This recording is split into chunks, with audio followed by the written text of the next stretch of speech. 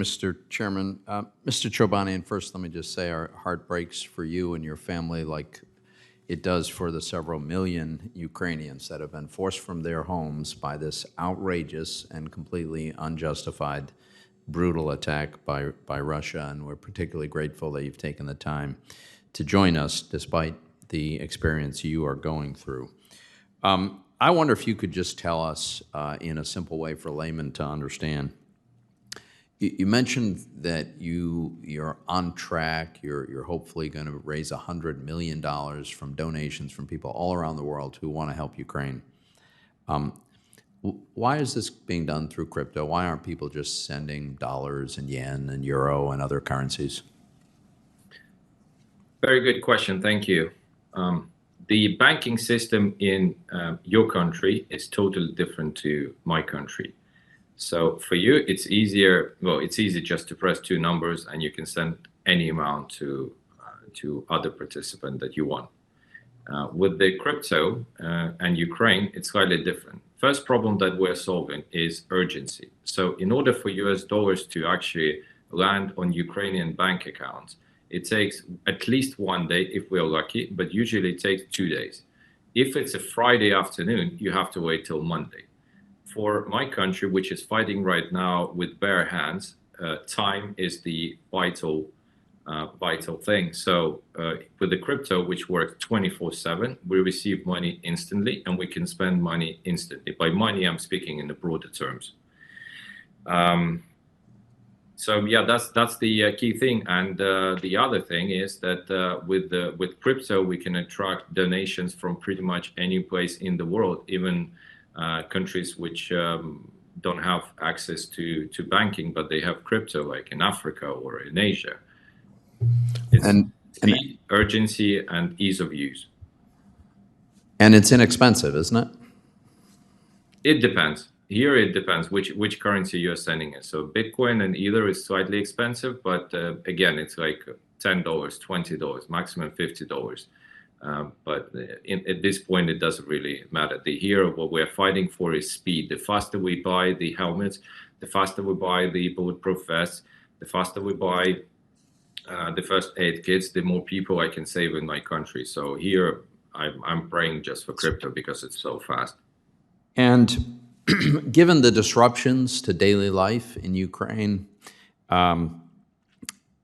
has there been an increase in the use of crypto as a medium of exchange? Are ordinary people using crypto to buy ordinary things in some cases? Because, of course, that's not common in the United States.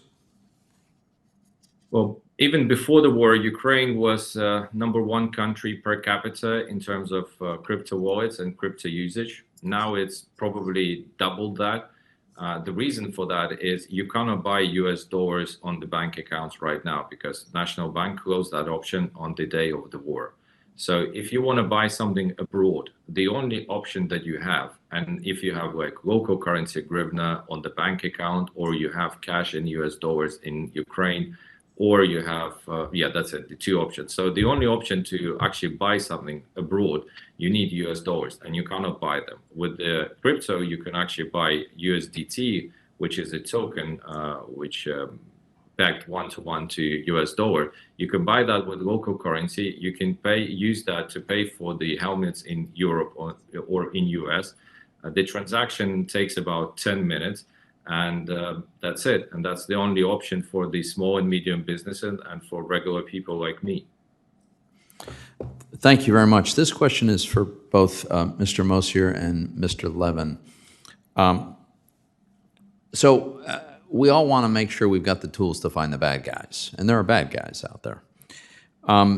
For a very long time, we've had a reporting requirement for financial institutions that sort of is this massive dragnet, like require banks to report every single transaction over $10,000.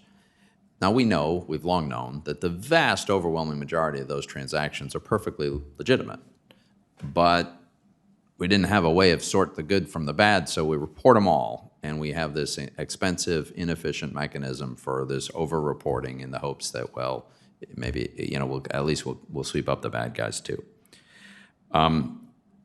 With crypto, we have a whole new kind of technology, it seems to me. And I guess what I'm wanting, would like you to comment on is, rather than apply the old, outdated, like literally 50-year-old technology to crypto, should we be thinking about using the tools that crypto avails us to zero in on the likely problematic transactions rather than having this universal reporting requirement that sweeps in perfectly legitimate transactions? If you could both comment on that, I'd appreciate it.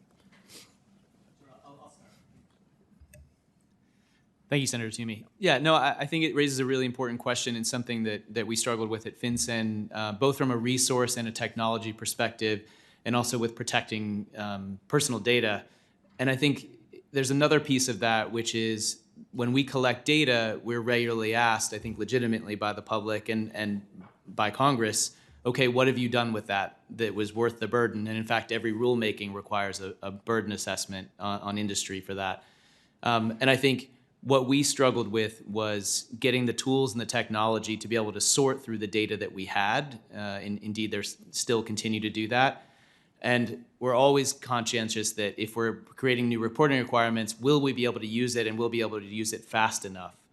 So I think, given as what Mr. Levin will surely talk to about the capabilities and what we've, I think, all discussed in terms of the public transparency, that the critical piece right now is it's on a public ledger. We don't really need you to send stuff in.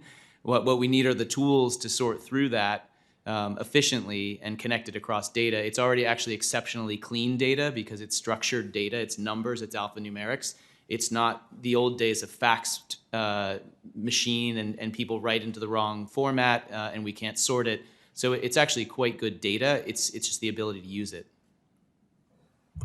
Thank you, Senator Toomey, and agree sort of with the premise of the question. The problem with a reporting requirement with a fixed number means that becomes a difficult thing to change over time and creates sort of a deluge of information around something that seems fairly arbitrary in nature. When it comes to the blockchain, there is a complete set of records out there for everyone to look at that actually also updates in real time. So there is no waiting for reporting to happen.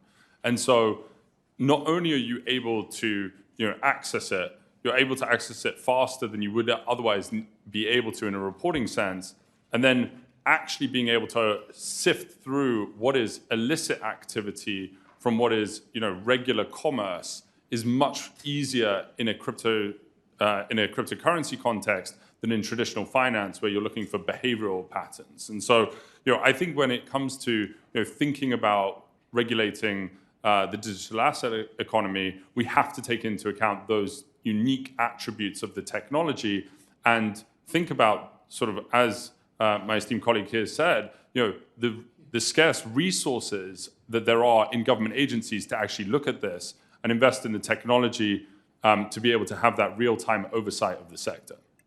Thank you, Mr. Chairman. Senator